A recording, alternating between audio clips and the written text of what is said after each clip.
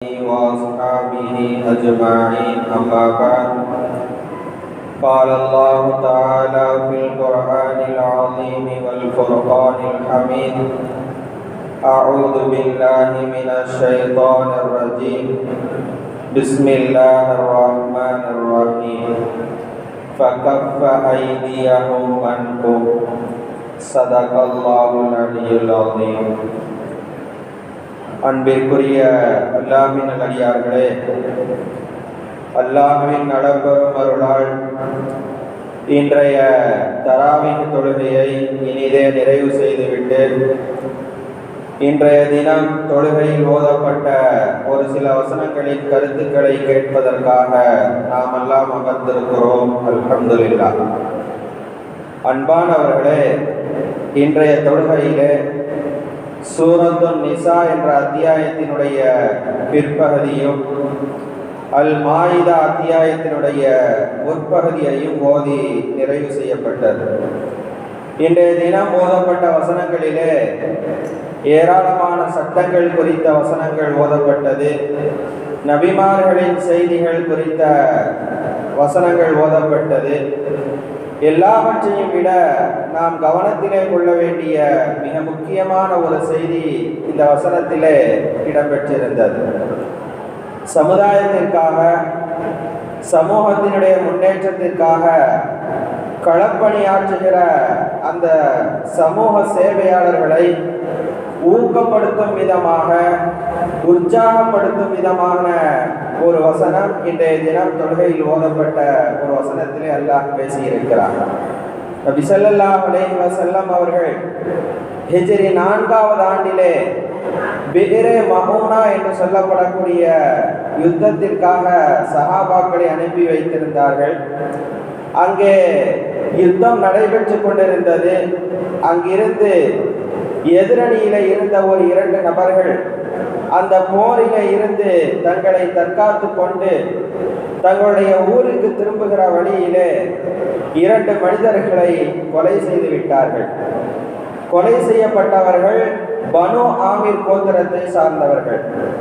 பனு ஆமீர் கோத்திரத்தார் நபி ஸல்லல்லாஹு அலைஹி வஸல்லம் அவர்களோடு ஒப்பந்தம் செய்திருந்தார்கள். அந்த ஒப்பந்தத்தினுடைய செய்தி என்னவென்றால், ஏதேனும் பனு ஆமீர் கோத்திரத்தாருக்கு நெருக்கடி ஏற்பட்டால் நபி அவர்கள் சஹாபாக்கள் உதவுவதாக அந்த ஒப்பந்தம் அமைந்திருந்தது. பனு ஆமீர் கோத்திரத்தாரில் 2 நபர்கள் கொல்லப்பட்ட இந்த செய்தியை நபியிடத்தில் எடுத்து சொல்லி, யகூதிகள் தான் இந்த கொலையை செய்தார்கள், எனவே அவர்களிடத்திலே சென்று நஷ்டஈடு வாங்க வேண்டும், எங்களுக்கு உதவி செய்யுங்கள் என்று பனு ஆமீர் கோத்திரத்தினுடைய தலைவர்கள் நபி ஸல்லல்லாஹு அலைஹி வஸல்லம் அவர்களிடத்திலே வந்து முறையிடுகிறார்கள். நபி அவர்களும் நடந்த நிகழ்வை அப்படியே கேட்டுவிட்டு, உண்மையிலே நஷ்டஈட்டை நாம் பெற்றுத் தருவதற்காக ஒப்பந்தத்திற்கு நாம் மாறு செய்யக்கூடாது என்ற அமைப்பிலே அந்த யகூதிகளுடைய தலைவரை சந்தித்து, உங்கள் கோத்திரத்தை சார்ந்தவர்கள் இது போன்ற கொலையில ஈடுபட்டிருக்கிறார்கள், அந்த மனிதர்களுக்கு பகரமாக, அந்த கொலைக்கு பகரமாக நஷ்டஈட்டை நீங்கள் தர வேண்டும் என்று வலியுறுத்தி அங்கே பேசுகிறார்கள். பேச்சை கேட்டுக்கொண்டிருந்தவர்கள் நபி ஸல்லல்லாஹு அலைஹி வஸல்லம் அவர்களிடத்திலே உறுதிமொழி கொடுக்கிறார்கள்.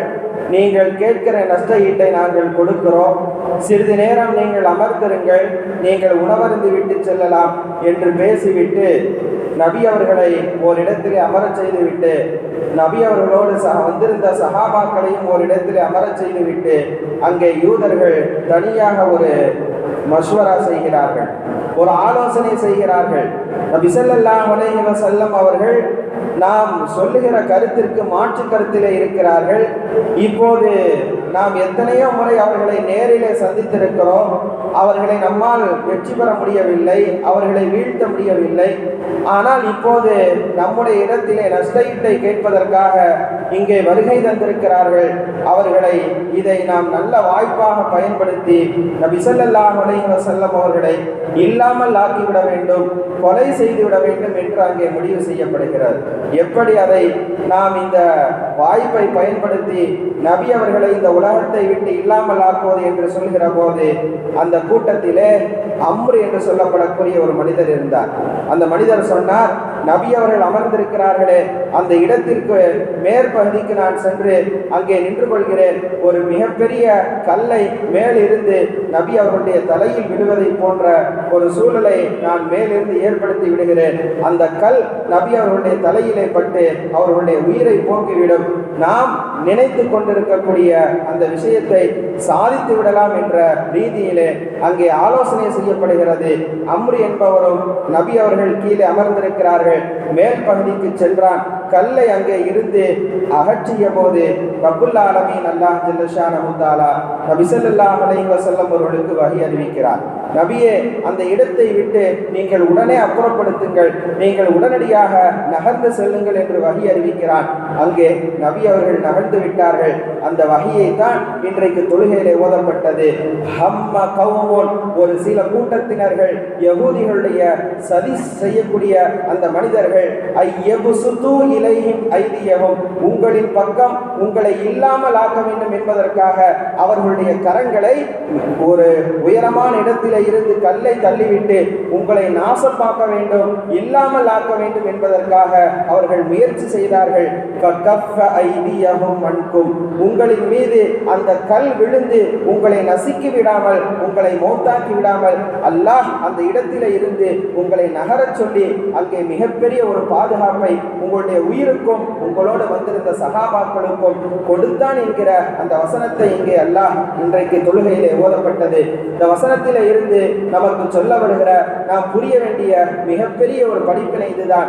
சமுதாயத்திற்காக, சத்தியத்திற்காக, உண்மைக்காக, நேர்மைக்காக நாம் பாடுபடுகிற போது சில நேரங்களில் நமக்கு அசாதாரண சூழ்நிலைகள், சில நேரங்களில் நமக்கு பாதுகாப்பற்ற சூழ்நிலைகள், நம் உயிர் போகக்கூடிய நெருக்கடியான நிலைகள் கூட ஏற்படும் என்பதை இந்த நிகழ்ச்சி காட்டுவதோடு, சத்திய பாதையில் நாம் இருந்தோம் என்று சொன்னால் அது போன்ற நேரங்களிலே எதிரிகளுடைய சூழ்ச்சியில் இருந்து கண்டிப்பாக நமக்கு அல்லாஹ் மிகப்பெரிய பாதுகாப்பை வழங்குவான் என்கிற மிகப்பெரிய ஒரு உற்சாகப்படுத்தக்கூடிய ஒரு செய்தியை தான் சமுதாய பணியாளர்களுக்கு, சமூக சேவை நிகழ்த்தக்கூடிய அந்த களப்பணியாளர்களுக்கு இந்த நிகழ்ச்சியை அல்லாஹ் இங்கு சொல்லுவதன் மூலமாக அவர்கள் எல்லாம் சமுதாயத்திற்காக, உண்மைக்காக, நேர்மைக்காக ஒரு மனிதருக்கு நாம் சிபாரிசு செய்ய சென்றோம் என்று சொன்னால் அதன் மூலமாக நமக்கு எதிரிகளின் மூலமாக ஏதேனும் ஆபத்துக்கள் நேருவதற்கான வாய்ப்புகள் இருக்கிறது.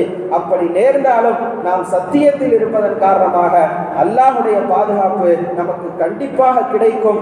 எனவே சமுதாய சேவகர்கள், சமுதாய பணியாளர்கள், களப்பணியாளர்கள் நாம் செல்லுகிற இந்த பாதையிலே, நாம் எடுத்து வைக்கிற இந்த எட்டுக்களிலே என்ன இது தொய்வு ஏற்படுகிறது என்று நீங்கள் மனம் தளர்ந்து விடக்கூடாது என்பதற்காக நபி அவர்களுக்கு அல்லாஹ் செய்த அந்த பாதுகாப்பை சொல்லிக்காட்டி, சமூக சேவையாளர்களே நீங்கள் உங்கள் பணியை, களப்பணியை தொடர்ந்து செய்யுங்கள் என்று அவர்களை என்னுடைய பாதுகாப்பு உங்களுக்கு கண்டிப்பாக ஒன்று என்கிற உற்சாகப்படுத்தக்கூடிய செய்தியை இந்த வசனத்திலே அல்லாஹ் சொல்லி காட்டி இருக்கிறார். எனவே சமுதாயத்திற்காக, சத்தியத்திற்காக, நீதிக்காக, நேர்மைக்காக நாம் பாடுபடுகிற போது சில நேரங்களில் நமக்கு சோதனைகள் வந்தாலும் அந்த சோதனையிலிருந்து அல்லாஹ் முழுமையான பாதுகாப்பை நமக்கு தருவான் என்கிற படிப்பினையை இந்த வசனம் நமக்கு தருகிறது. எல்லாம் வல்ல அல்லாஹ் ஜல்ல ஷானஹு தஆலா இந்த வசனத்தினுடைய படிப்பினையை முழுமையாக புரிந்து செயல்படுகிற நல்ல மக்களுடைய கூட்டத்திலே நம்மையும் நம்முடைய சந்ததிகளையும் சேர்த்து வைப்பானாக. ஆமீன். வாஹிர் தஅவானா அனில் ஹம்துலில்லாஹி ரப்பில் ஆலமீன்.